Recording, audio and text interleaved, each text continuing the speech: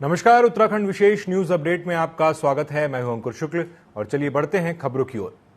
Haridwar police ने चारधाम यात्रा में फर्जी रजिस्ट्रेशन को लेकर अपनी कमर कस ली है। फर्जी रजिस्ट्रेशन मामले में अभी तक उत्तराखंड के अलग अलग जिलों में करीब 39 मुकदमे दर्ज हो चुके हैं, जबकि आधा दर्जन से अधिक लोगों की गिरफ्तारी हो चुकी है।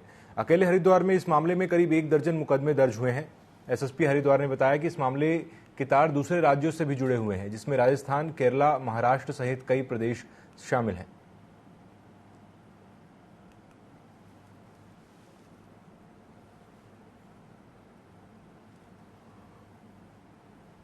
चारधाम यात्रीगणों के द्वारा जो फर्जी पंजीकरण के जो मामले हमारे संज्ञान में आए थे, उसको संज्ञान में लेते हुए करीब 10 से ऊपर मुकदमे अभी तक पुलिस के द्वारा उसमें दर्ज किए गए हैं, जिसमें सिटी क्षेत्र में अलग अलग थानों में और देहात क्षेत्र में मंगलौर थाने में मुकदमे दर्ज किए गए हैं। इसमें 4 लोगों की अरेस्टिंग अभी तक की जा चुकी है। अन्य और भी इसमें व्यक्तिगण जो प्रकाश में आए हैं उनके खिलाफ भी कार्रवाई की जा रही है। साथ में जो इनके द्वारा फर्जी रजिस्ट्रेशन के इक्विपमेंट जिससे बनाए जा रहे थे वो भी पुलिस के द्वारा जब्त किए गए हैं। इसके पीछे और जो लोग जो ट्रैवल एजेंट्स या ट्रैवल एजेंसियां साथ में लगे थे, जो अन्य राज्यों में भी कार्यरत हैं, उनके खिलाफ भी पुलिस के द्वारा कार्रवाई की जा रही है।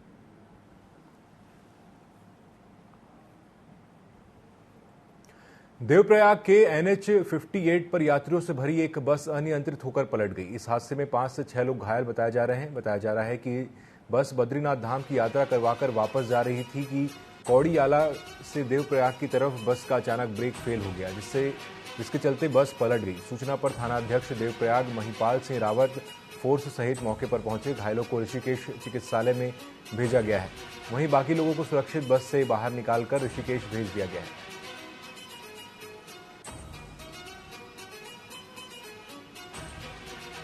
अच्छा, ये कहाँ से आ रहे थे आप लोग? मैं तेलंगाना से। तेलंगाना से। सुबह कितने बजे हुआ था ये? सुबह 5 साढ़े 5 बजे के लगभग यहाँ पे घटना घट गई थी, है ना? उसके बाद यहाँ पे पुलिस आई तो पुलिस ने आपकी हेल्प करी? पुलिस वाला आया, थोड़ा आधा घंटे में आ गया। उसको इन्फॉर्मेशन करने के बाद लेट हो गया। हाँ, जब तक मैं तो सबको हेल्प कर लिया। जी जी। आपका इस बारे में क्या कहना है? कि सब लोग आ गए, सब लोग हेल्प कर रहा है। मेरे को भी गाड़ी बात के आगे बढ़ा दे रहे, कुछ ट्रीटमेंट भी दे रहा है छोटे। बाजपुर में कक्षा नर्सरी से 5वीं तक के बच्चों के 3 दिवसीय समर कैंप का आयोजन राधा कृष्ण सरस्वती विद्या मंदिर इंटर कॉलेज में संपन्न हुआ। कैंप के तीसरे दिन आज छात्र छात्राओं ने रंगोली, नृत्य, योग एवं स्विमिंग के साथ बच्चों ने कुकिंग कंपटीशन आयोजित किया। इन कैंपों का मुख्य उद्देश्य पढ़ाई के साथ साथ बच्चों की अन्य क्षमताओं को विकसित करना है।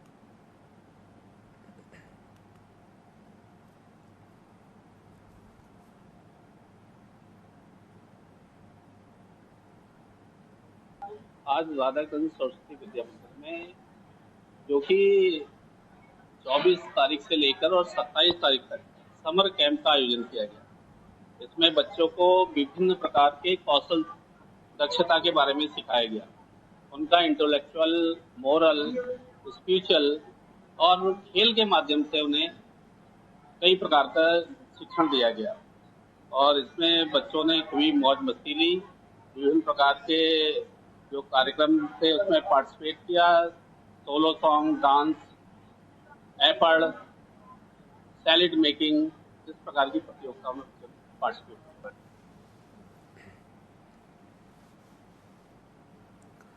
सितारगंज के इस्लाम नगर वार्ड नंबर 3 में फाउंडेशन और आस्था मल्टी स्पेशलिटी हॉस्पिटल ने निःशुल्क चिकित्सा शिविर का आयोजन किया। वहीं शिविर में मौजूद हड्डी रोग विशेषज्ञ मयंक प्रताप सिंह ने बताया कि शिविर में 100 से अधिक लोगों का मौके पर ही उपचार किया गया है। वहीं जिन मरीजों को जांच की आवश्यकता थी उन्हें आस्था अस्पताल में भेजा गया है। साथ ही बताया कि अधिकतर लोगों को शिविर में ही निःशुल्क दवाएं और सलाह दी गई है।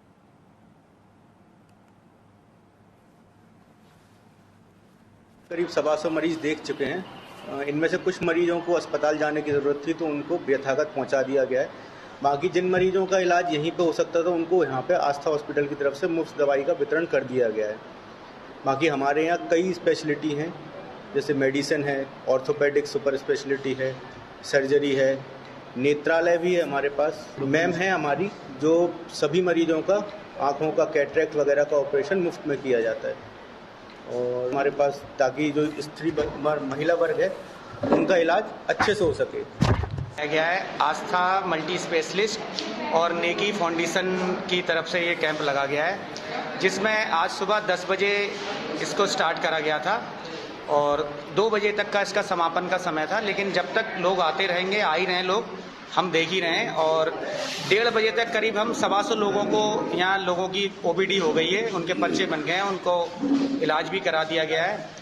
उसमें बहुत सारे लोग ऐसे थे जो आंखों से संबंधित और हड्डियों के और पेट के जो भी जिनकी समस्याएं थी, जो यहाँ ठीक होने लायक थे, उन्हें 3 दिन की मुफ्त दवाइयाँ भी दे दी गई हैं। और बाकी जिनको बड़ी दिक्कतें थी, उनके लिए उन्हें आने वाले समय में 1-2 दिन में उन्हें हॉस्पिटल रेफर करके उनका इलाज सकुशल करने की कोशिश करी जा रही है।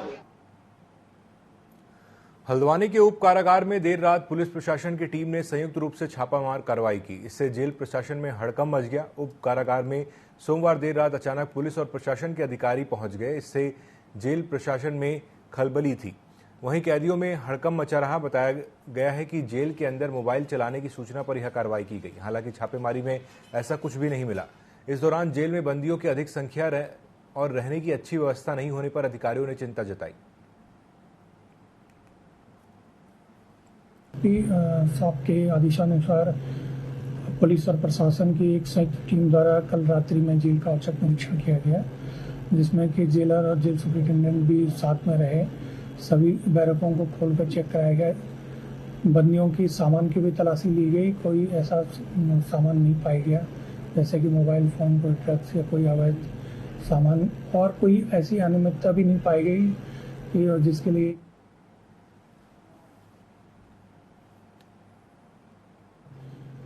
पुलिस और प्रशासन की एक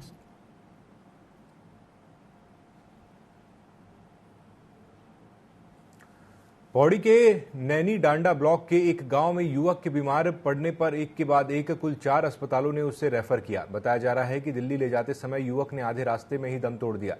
परिजन ने डीएम व सीएमएचओ से मामले की शिकायत कर कड़ी कार्रवाई करने की मांग की है। वहीं मुख्य चिकित्सा अधिकारी ने प्रभारी चिकित्सा अधिकारी का स्पष्टीकरण तलब किया है और कहा कि 1 सप्ताह के भीतर संतोषजनक जवाब नहीं मिलने पर कड़ी कार्रवाई की जाएगी।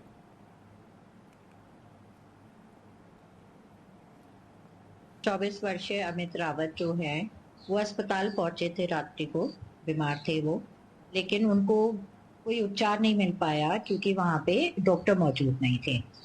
उसके बाद उनको आगे रेफर करना था तो वो हमने वहाँ की स्टाफ द्वारा रेफर कराया था। डॉक्टर की अनुपस्थिति के लिए जब हमने प्रभारी चिकित्सा अधिकारी से पूछा तो उन्होंने कहा कि वो पिछले 2 महीने से अनुपस्थित है, जिसका हम लोगों को कोई संज्ञान में नहीं था।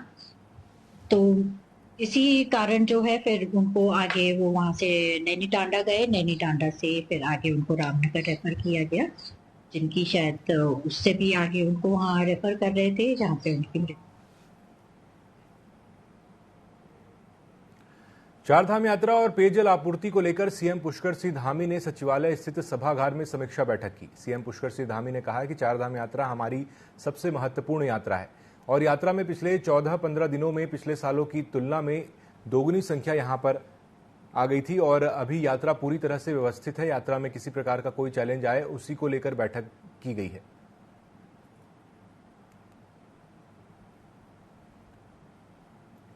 चारधाम यात्रा हमारी सबसे महत्वपूर्ण यात्रा है और यात्रा में पिछले 14-15 दिनों में पिछले सालों की तुलना में दुगनी संख्या यहाँ पर आ गई थी और अभी यात्रा पूरी तरह से व्यवस्थित है। आगे यात्रा में किसी प्रकार का कोई चैलेंज ना आए उसी को लेकर बैठक की है। सभी जगह पर जो हमारे होल्डिंग स्थान है उन स्थानों पर अपने जो ऋषिकेश में जो बड़ा बैकलॉग एक बन गया था, वो बैकलॉग में जो लोग 15 दिनों से 10 दिनों से रुके हुए थे उन सबको यात्रा पर कैसे बढ़ाया जाए, क्योंकि एक ऑनलाइन व्यवस्था अभी 31 मई तक हमने की है, ऑफलाइन रजिस्ट्रेशन बंद किए हैं, तो 31 मई तक तो वो बंदी है। आगे भी चूंकि यात्रा को व्यवस्थित करने के लिए जो जरूरी होगा उसके। टिहरी जिला मुख्यालय के पास ग्राम बड़ोगी के जंगलों में लगी आग, वन विभाग के कर्मचारी आग बुझाने में जुटे हुए हैं, लेकिन कई घंटे बीतने के बावजूद आग पर काबू नहीं पाया जा सका है। वहीं आग बुझाते हुए वन विभाग के कर्मचारी असहाय नजर आ रहे हैं। वन विभाग के पास पूर्ण रूप से संसाधन नहीं है, जिसके चलते वे पेड़ की टहनियों से आग बुझाते हुए नजर आ रहे हैं।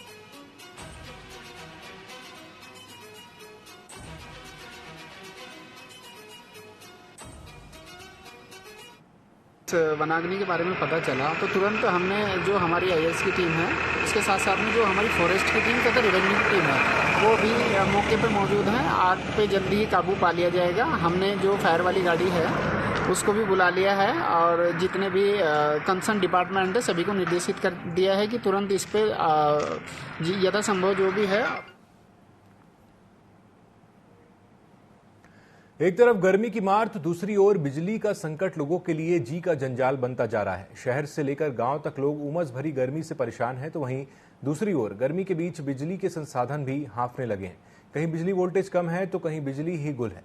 बिजली विभाग के डीजीएम अनिल वर्मा ने बताया कि अत्यधिक तापमान बढ़ने की वजह से बिजली लाइनों में फॉल्ट हो रहा है। इसको लेकर कर्मचारियों को निर्देशित कर दिया गया है।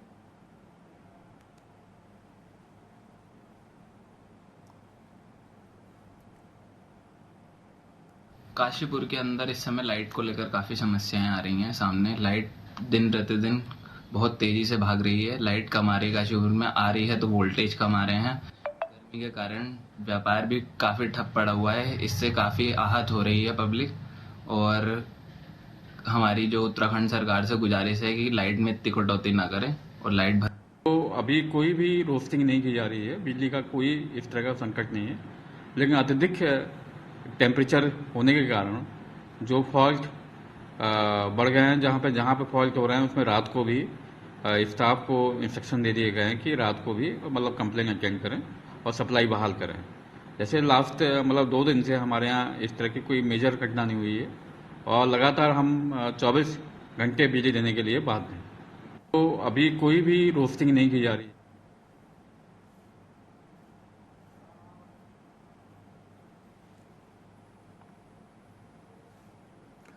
आपको बता दें कि रामनगर का सरकारी अस्पताल स्वास्थ्य सुविधाओं को लेकर लगातार चर्चाओं में है। कुछ वर्ष पूर्व प्रदेश सरकार ने अस्पताल में आने वाले मरीजों को बेहतर स्वास्थ्य सुविधाएं देने को लेकर इस अस्पताल को पीपीपी मोड पर दिया था। तभी से बदहाल स्वास्थ्य सुविधाओं को लेकर लगातार सुर्खियों में है। उपचार के दौरान चिकित्सकों व स्टाफ पर लगातार आरोप लगते रहे हैं, तो वहीं अस्पताल में उपचार के दौरान लापरवाही के चलते कई लोगों की जान भी जा चुकी है। इस मामले में चिकित्सक के खिलाफ कार्रवाई को लेकर आंदोलन किया जाएगा।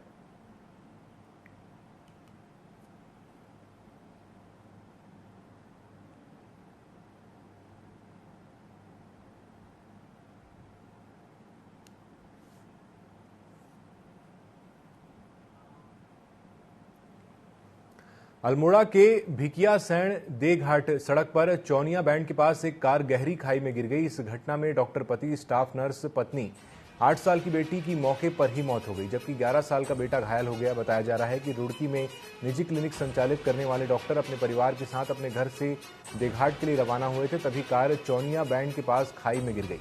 घायल बेटा किसी तरह सड़क तक पहुंचा तो घटना का पता चला। पुलिस ने मौके पर पहुंचकर शवों को खाई से निकालकर पोस्टमार्टम के लिए भेजा है।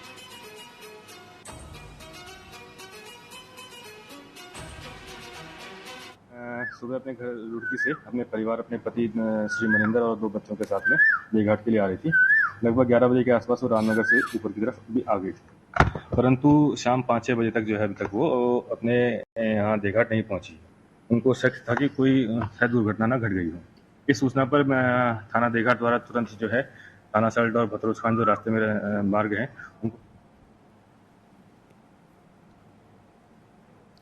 देहरादून पुलिस लाइन में प्रशिक्षु मुख्य आरक्षी पुलिस दूरसंचार की दीक्षांत परेड का आयोजन किया गया। परेड में बतौर मुख्य अतिथि प्रदेश के डीजीपी अभिनव कुमार ने शिरकत की। इस दौरान उन्होंने उत्कृष्ट प्रदर्शन करने वाले प्रशिक्षुओं को पुरस्कार देकर सम्मानित किया। उन्होंने कहा कि 21 अगस्त 2023 को 9 माह का प्रशिक्षण कार्यक्रम शुरू किया गया था। इसमें 231 मुख्य आरक्षी पुलिस दूरसंचार का प्रशिक्षण पूरा हो गया है। वहीं रुड़की सीओ नरेंद्र पंत ने गंगनहर कोतवाली का त्रिमासिक निरीक्षण किया। उन्होंने जाना कि किस तरह से पुलिस के जवान हथियारों का रखरखाव करते हैं। साथ ही उन्होंने पुलिस के जवानों को जरूरी टिप्स दिए और अभिलेखों की जांच की।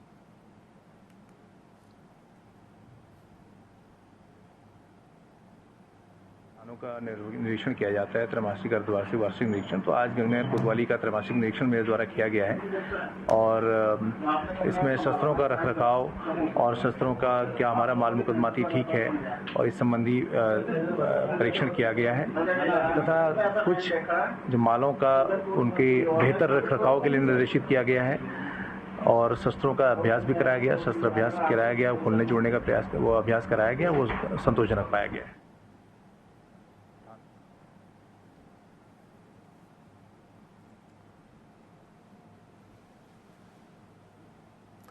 चारधाम यात्रा के लिए श्रद्धालुओं के फर्जी रजिस्ट्रेशन का मामला प्रकाश में आने के बाद हरिद्वार पुलिस एक्टिव मोड पर है। सोमवार की दोपहर चिलचिलाती धूप में एसपी देहात स्वप्न किशोर अचानक नारसन चेक पोस्ट पर पहुंचे और उन्होंने चारधाम यात्रा के लिए रजिस्ट्रेशन को चेक किया। हालांकि चेकिंग के दौरान कोई भी रजिस्ट्रेशन फर्जी नहीं पाया गया। एसपी देहात स्वप्न किशोर ने बताया कि बाहर से आने वाले श्रद्धालुओं के रजिस्ट्रेशन की गहनता से जांच की जा रही है। जिन श्रद्धालुओं के पास रजिस्ट्रेशन नहीं है उनको बॉर्डर से ही वापस लौटाया जा रहा है।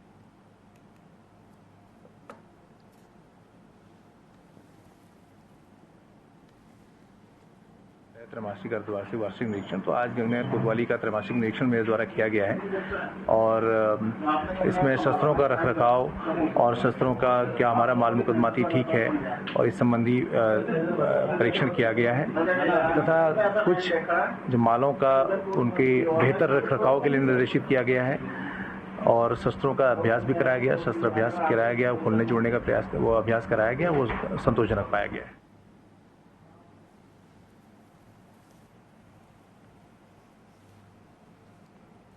रुद्रप्रयाग में सोमवार को एक भीषण सड़क हादसा हो गया। फाटा के पास एक टेम्पो ट्रैवलर वाहन खाई में गिर गया। सूचना मिलते ही मौके पर पहुंची एसडीआरएफ और स्थानीय पुलिस ने रेस्क्यू ऑपरेशन शुरू किया। इस दौरान घायल व्यक्ति का रेस्क्यू कर स्ट्रेचर के जरिए उसे एम्बुलेंस की मदद से अस्पताल भिजवाया गया। बताया जा रहा है कि वाहन 90 मीटर गहरी खाई में गिर गया था।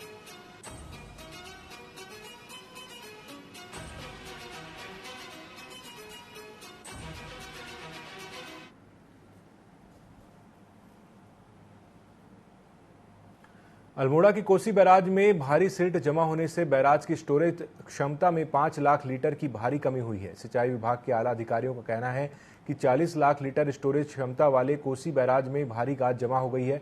इससे इसकी क्षमता 35 लाख लीटर पहुंची है।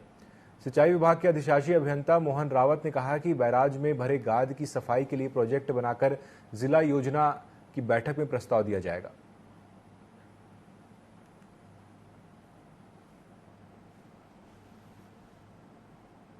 पिछले कई सालों से इसमें जो गाद भर जाती है उसके बारे में बात हुई थी कि इस सिल्ट को हटाया जाए ताकि इसकी कैपेसिटी को सुधारा जा सके। मैं आपको बताना चाहूँगा कि इसकी कैपेसिटी जो 40 लाख लीटर डिजाइन है उसमें आज की डेट में 35 लाख लीटर ही पानी आ सकता है, यानी कि हमारी कैपेसिटी 5 लाख लीटर कम हो गई है। तो चूंकि प्रॉपर सिल्ट सफाई न होने से इसका नुकसान हो रहा है, पानी की स्टोरेज कैपेसिटी कम हो रही है।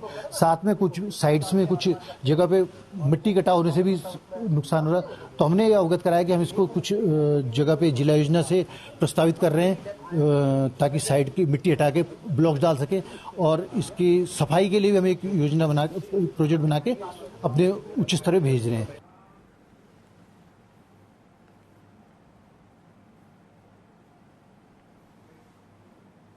रुड़की में स्वास्थ्य विभाग की टीम ने फर्जी अस्पतालों पर ताबड़तोड़ छापेमारी की है, जिसके बाद अस्पताल संचालकों में हड़कंप मच गया। आपको बता दें कि लगातार मिल रही शिकायतों पर सीएमओ के निर्देश पर रुड़की में फर्जी तरीके से चल रहे अस्पतालों के खिलाफ अभियान चलाया गया और कैलाश अस्पताल व जीवनदीप अस्पताल को मौके पर सील किया गया है, जबकि फर्जी 4 हॉस्पिटलों पर 50-50 हजार रुपए का जुर्माना लगाया गया है।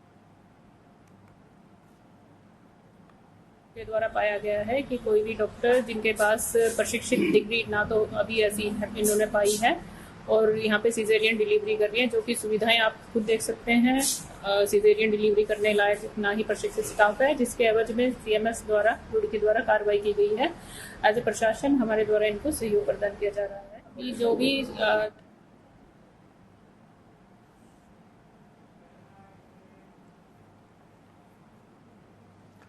चारधाम यात्रा के दौरान धामों के 50 मीटर के दायरे में यात्रियों के रील बनाने के खिलाफ ऑपरेशन मर्यादा के तहत उत्तराखंड की पुलिस सख्ती से कार्रवाई कर रही है। इसे लेकर आईजी गढ़वाल करण सिंह नगरनियाल ने कहा कि कानूनी प्रक्रिया के तहत रील बनाने वाले व्यक्ति का मोबाइल फोन लेकर रील डिलीट की जाती है और उसे आर्थिक दंड भरना पड़ता है। उन्होंने कहा कि चमोली जनपद में अब तक 70 लोगों के खिलाफ कार्रवाई की जा चुकी है। इसी तरह ऑपरेशन मर्यादा के तहत केदारनाथ मार्ग पर अब तक 66 लोगों के खिलाफ मुकदमे दर्ज हुए हैं। केदारनाथ जी में 100 जो है 81 पुलिस एक्ट में चालान किया गया है। बेसिकली उसे मोबाइल ले ली जाती है, फिर उसको डिलीशन की कार्रवाई की जाती है और उनको जो दंड है, आर्थिक दंड, वो जमा करके फिर बाद में उनको लोगों के मोबाइल है उसको है। तो इस बुलेटिन में अभी के लिए इतना ही। खबरों में अपडेट रहने के लिए आप जुड़े रहिए TV24 के साथ। नमस्कार।